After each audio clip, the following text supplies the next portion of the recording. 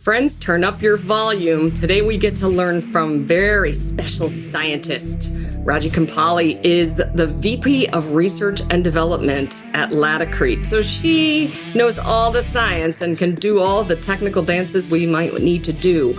But what we learned from her in this episode is all about leaders' mindset and how to really cross that threshold between your technical abilities and being a great leader. Tune in, you're going to love it.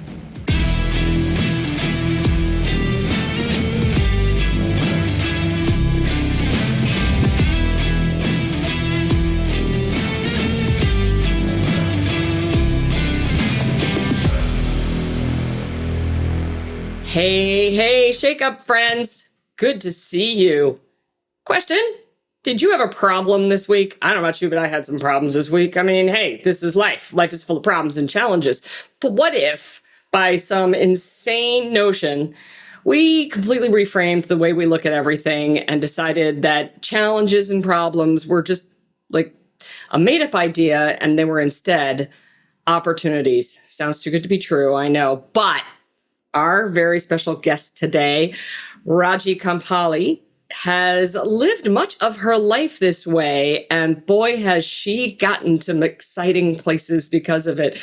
Raji Kompalli, welcome to the Shake Up. We're so happy to have you. I am so excited. This is so exciting for me. This is all good. So I'm looking forward to it. Thank you. Excellent. Well, we're happy you're here. Let's dig right in.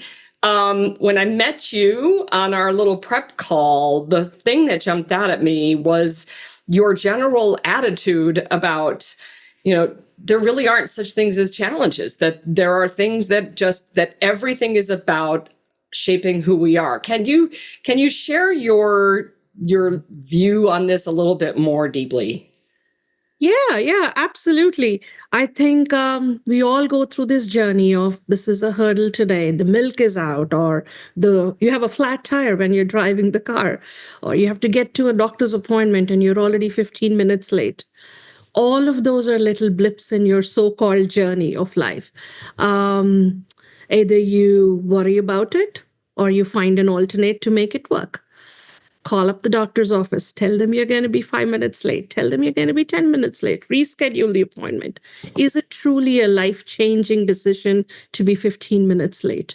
Not everybody is in the same frame of mind every single day, but knowing and being aware of it, that somebody else will probably share similar views as you keep going with a smile. That's what it is.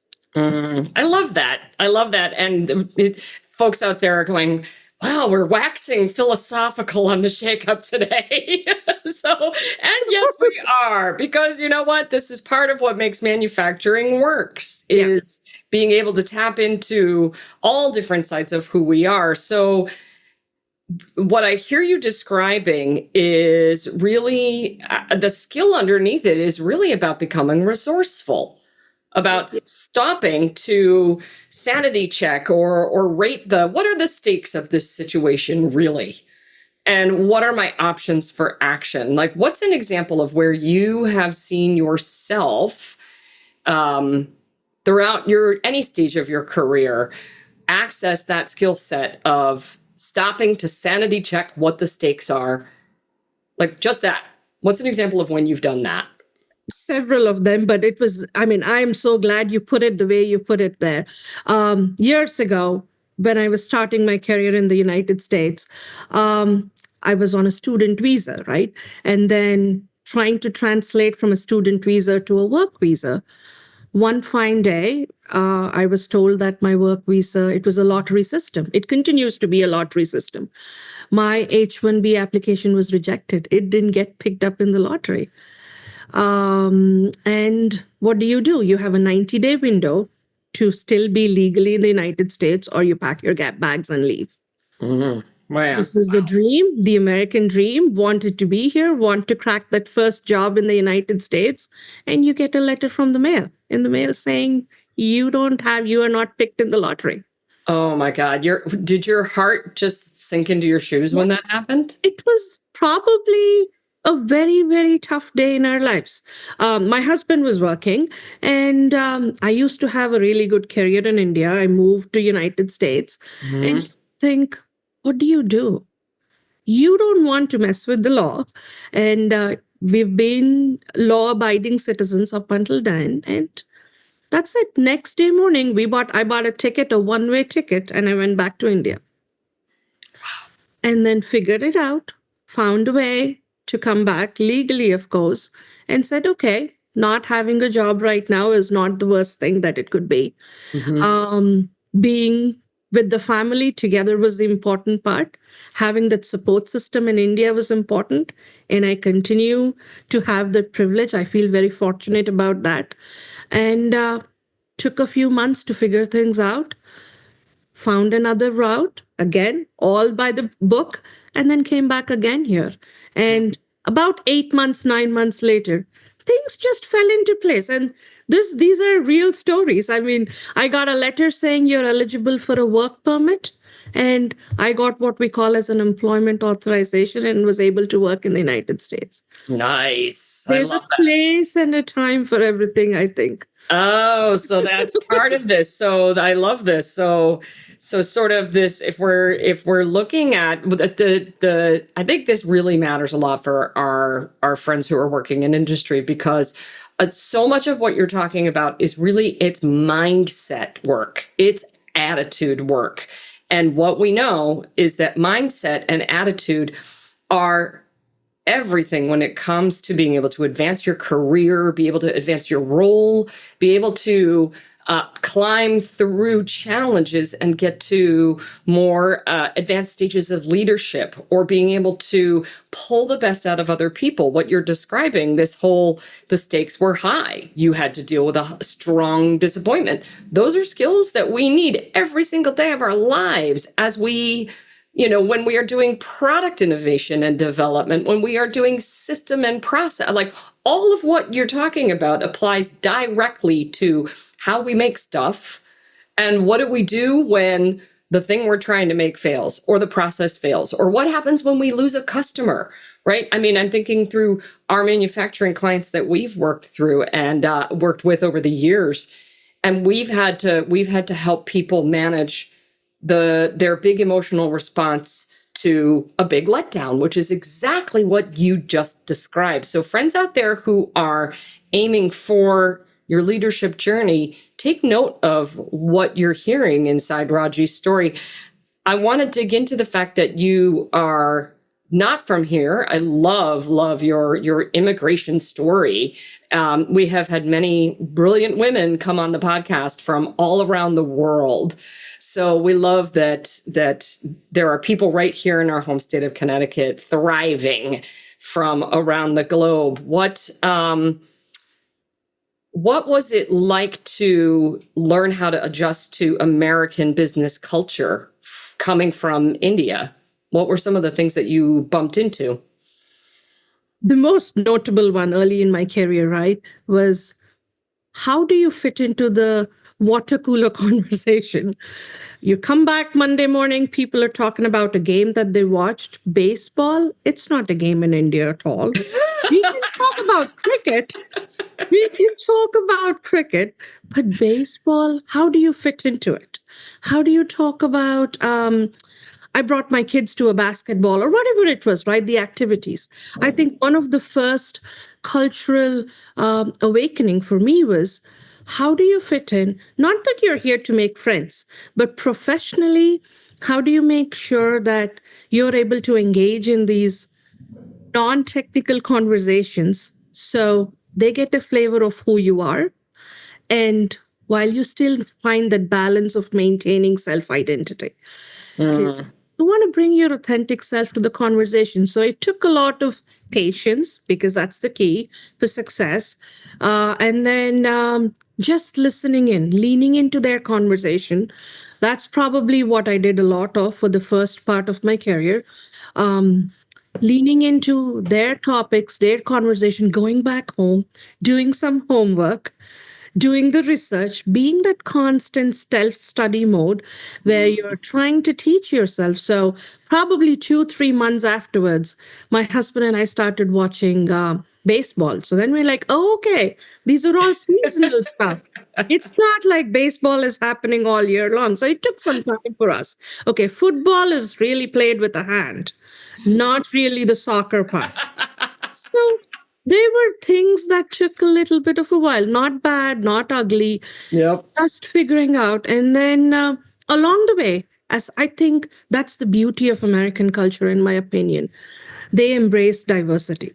And I'm fortunate to be in the group of people that I am at my organization here, where they're like, all right, you've talked about baseball for a year now. Let me talk about cricket or whatever it is, right? Or food. Food is a great conversation all the time. Food is always a good conversation starter. It's a perfect way. Yeah. Let's acknowledge that it is a universal human need and a place we can all connect. So for my introverts out there, if you're in a new job, make note of that, because that's always one that I use too. Our listeners know that I'm quite introverted. So this whole idea of where can I listen and be a student of the people around me as a way to build relationships, again, that strikes me as a very important quality for somebody who wants to pursue a leadership journey. So listeners, something you may most likely not know about Raji is, quotable quote is, she said to me, she said, I started as a bench scientist and ended up a VP. Is that true? Yeah, I didn't probably end yet, but I am a VP right now. That's amazing. Just started as a bench scientist, ended up a VP. I mean, and you're young in your career. You've got a long way to go. How, tell us about how did you achieve this great climb in a succinct fashion? Thank you. And I don't want to sound, when I say this, it's with a lot of humility. I did not do this by myself. There is extensive support within the organization. Of course, it's a two-way stream, right? You get an opportunity, you're challenged enough, or you go and ask for an opportunity. The organization invested in me as well, exposing me to all these training programs and making myself be present. They put me in situations where I'm learning more about the industry, the so-called customers, the competitors, and then bringing those skills back into the lab day in and day out. It's being challenged enough, embracing the opportunity that comes along the way, and never, never, never lose a chance to learn. Constantly be in that self-learning mode, even when you are not participating. You don't always have to be right. Put your head down, be humble, and just be in that learning mode. So it's a privilege, but I don't take it lightly. And I'm very grateful for the opportunities that came along my way. And I know those are not common. And yeah. Well, part of what I love about the high notes around that is I hear you just really beating the drum of consistently showing up, right? Just persistently, consistently doing some of the same things. And that begs to me the question for our listeners out there, what is something that you're presently doing where you're seeing some small results, where if you did it more and you did it in a disciplined fashion and you did it persistently, you could really start to track the kind of great results that are possible for you in the way that Raji did? Because part of what I hear in the way you've approached your career has been, you've also been very disciplined. Yeah. Like not in a controlling way, but in a way of just this persistent, consistent thing. Like what has your relationship with discipline done for you in your leadership role? Amazing question. Part of it starts with when I park my car in the morning, 7:25 every single day, right? That's because it's all related to what time I drop off my kids at school, and then the distance, being there, showing up, like exactly what you said. But how are you able to do it? Is you have a support system internally as well as externally, that you can lean on to, even though you don't tap into them every single day. Even if you have to stay a half an hour longer at work, there's somebody else that can pick up your kids from the daycare. This is early on when I was growing up in my career ladder. And then as things move on and you build a reputation, or at least people are aware of what you are as a human being, the values that you bring to the organization, it becomes easier and easier. You become more trustworthy, and consistently you're showing up, being well prepared to meetings, listening a lot, because that really matters. Remember, you don't always have to state an opinion. We don't always have to be right. You have to be present every single day, and do it on a repeat mode every day. Mm-hmm. Yep. I love this idea of being present matters more than being right. Yep. Right? Like, there's a nice little quotable quote right there. I may have to write that on a Post-it and stick it on my computer. Because we want to be right when things get scary. So if we think about this in terms of all the different challenges, right? The high stakes game that is often manufacturing, right? We're looking at deadlines, we're looking at product quality, we're looking at safety, all these things where it can feel very high stakes. So what that's doing in our brains is that's activating a lot of sort of amygdala reaction, a lot of fear-based responses. But it sounds to me like you've put in place key things to be able to say, let's not go down the road of fear. Let's go down the road of, how do I support myself? How do I lean on support and allow myself to be supported by family or by colleagues? How do I become a student of this moment? So if I pull the thread from the very top of today's episode about what if we learn to welcome challenges and look at challenges not as, oh my God, this problem is landing on my head. Maybe a subtle and gentle shift can be, what do I want to be a student of in this moment when this problem is landing on my desk? And I think it's a powerful leadership lesson. And one that I encourage everybody who wants to be a leader to try on, because what you're modeling is unbelievably powerful, Raji, unbelievably powerful. Like modeling, I don't need to be right. Modeling, asking for support and receiving support. Women particularly struggle with this because there's so many places where we say, I've got to do it all. I've got to do it all. I've got to do it all. But that's only true if we make it true. That's only true if we follow that narrative for ourselves, right? So that your attitude really is one that I think is encouraging our listeners to be much more in the driver's seat of how we experience problems, how we experience growth, how we experience reaching for what it is that we're after.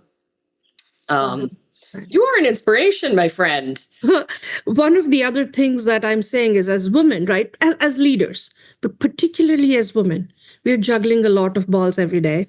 It's not about whether or not you're going to drop something. It's which one is worth dropping today. Something's going to fall off every single day. Yeah. Which one's worth today? That's it. And when you're in the driver's seat, like you put it, you assess the risks and you let it go, pick it up or clean up the mess tomorrow. Mm-hmm. And that's it. I love that. And there's so much more.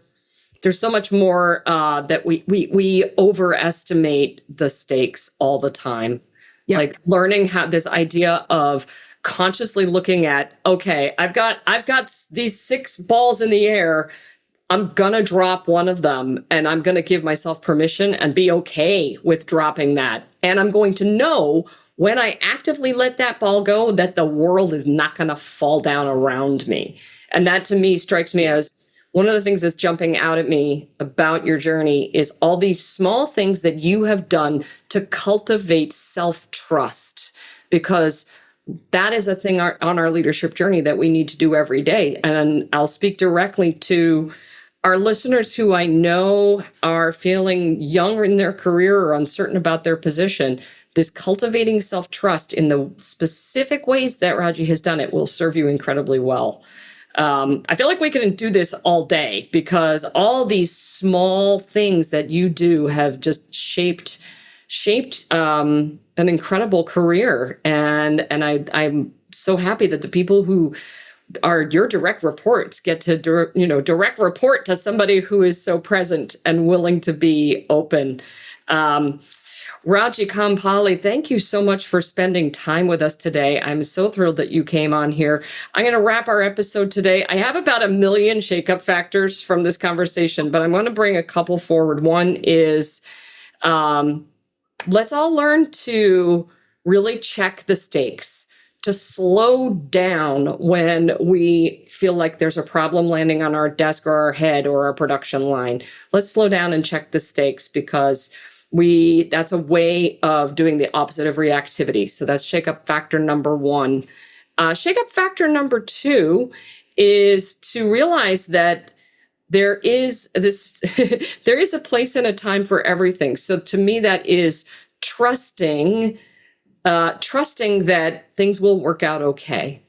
And then shakeup factor number 3 that's attached to that is, what will allow you to trust that things will be okay is to strengthen your self-trust and engage in regular practices that will allow for that to happen. So yes, thank you for the waxing philosophical episode of the Shakeup Factor. But honestly, this is mindset work, my friends. So go out, do it, try these ideas on, go back out to social media and tell us what you tried on from today's episode. And then see what happens. Send us a love note and let us know how you're rocking and rolling that. Raji, thank you for being with us today. Thank you so much for having me. Have a fantastic day. You too. The Manufacturing Shakeup is sponsored by the Connecticut Office of Manufacturing, produced by Maselli Productions and Gale Communications, and hosted by the Boulder Company.